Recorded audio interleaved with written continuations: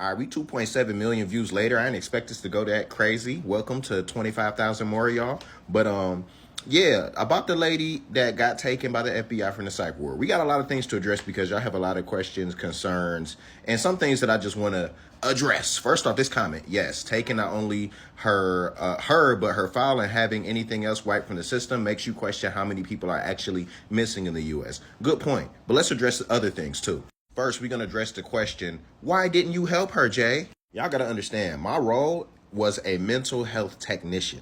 So as I'm doing this woman's intake assessment and she's telling me how the FBI is after her, granted, this is after, we know that she's in because she shot a shotgun in her neighbor's door across the street, who she claims were spies. I worked in the ward for years, so I know that we hear these types of things every time. Like I said, I don't invalidate anybody's story. I give them the space to be as authentic as their experiences present to them. And then we can do the deductive reasoning from there. So at the end of the day, when it comes to my role and my rank and the culture of psych wards and hallucinations and all of those things, there's only so much that I can actually look into things and legitimize them. Like especially looking at the chart and seeing what's not there, what is there.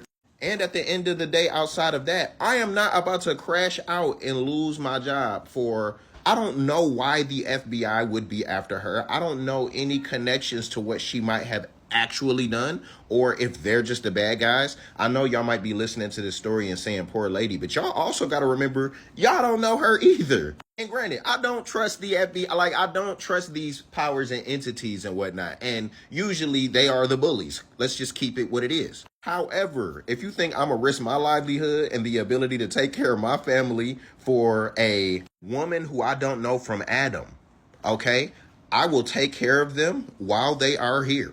But that was out of my pay grade, out of my business. You ain't gonna make me feel bad for it. I'm sorry.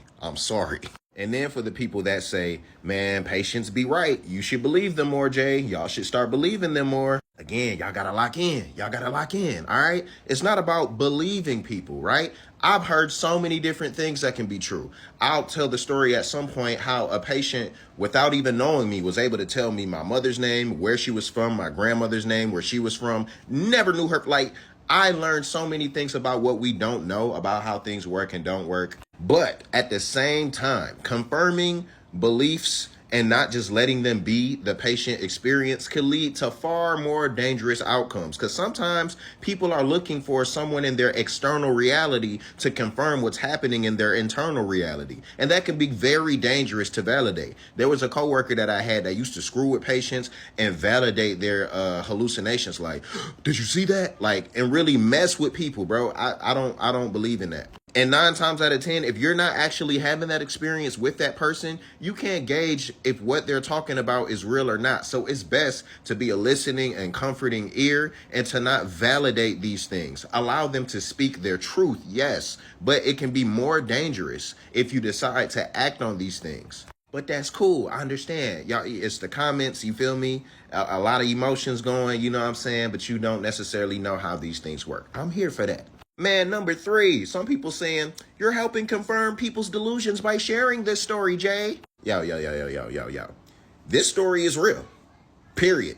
I've seen and experienced and heard a lot of fake ones coming directly from patients, okay? But want to know what all the potential real, the real, and the fake encounters have in common? All the patients perceive them to be real. I don't do the whole try to control everything and all the consequences type vibes.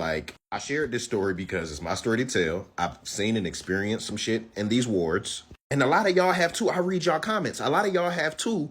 And some people that are here for entertainment, which is cool too. These are entertaining stories and whatnot. Y'all might not understand the complex world of the psych wards. And I'm learning stuff from y'all, whether y'all work there, have worked there, been patients, about to consider being a patient. There's so many different things to consider, positive and negative. And we gonna get into that too, because we also got to outline, some of you guys, have been hitting me up yo, I'm thinking about going to a psych ward. What do I need to do? I got you. I'm gonna give y'all steps and everything like that, because especially when the best way is to go on with a plan. You go on with a plan and you'll be able to be in control, most control of what happens and how you're treated, and I can give y'all the tips on how to do that and knowing what your rights are so that you can extract what's necessary for your betterment and your mental health. And you can dodge all of the slimy, snaky ways of big pharma and our healthcare system. Because I know many, many successful people that have,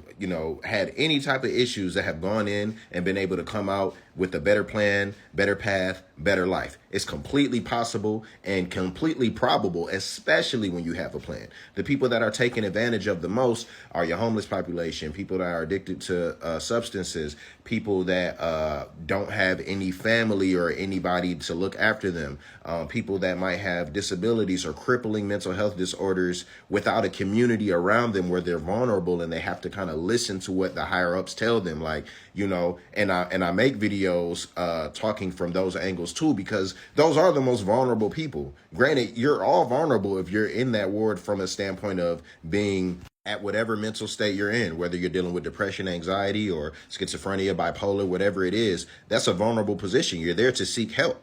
And there's hope for you all. There's hope for you all, especially if you can consider the things in which you can control. But back to the people that's saying that I should have been Captain Save a Patient. On what basis would I be able to verify the FBI being on the unit and coming to do and collect what they come to collect? Who do y'all think I am? Who do y'all think y'all are? Because a lot of y'all, some of y'all Captain Save'ems in the comment section that's like, I would have done this, I would have done that. Then do that in your own right, in your own life. People love to be comment section warriors, man, and say what they would have done if it was them or in their situation. And if that's the case, your life would look like that. Where are you showing up for the superhero moments in your life and making the type of impact that you're claiming you would make in my comment section, or saying that I should have made? But like I said, it's cool. Y'all are welcome. Y'all are welcome, because we gonna learn. Y'all gonna learn. You feel me? And understand, that there's a process to how this works. Certain things are so sensational and new and nuanced that, like, there's not one answer. It's just one of those things where, I share, and I really love how we're able to engage and bring our expertise. Like, check the comment section. There are people of all different types of backgrounds in this comment section. There's doctors, there's college students, there's previous patients, there's recovered patients that have long past been in a psych ward, people that are in and out of psych wards right now. Like, we have such a diverse community, and I would never want to miss the moments to be able to glean from each other and see the value and the angles and perspectives that exist for us to eat from. So with all that being said, man, this story was a doozy, and I'm glad y'all are enjoying it, and I got many more coming. So make sure you like this video, you feel me? And stay hit for more psych stories.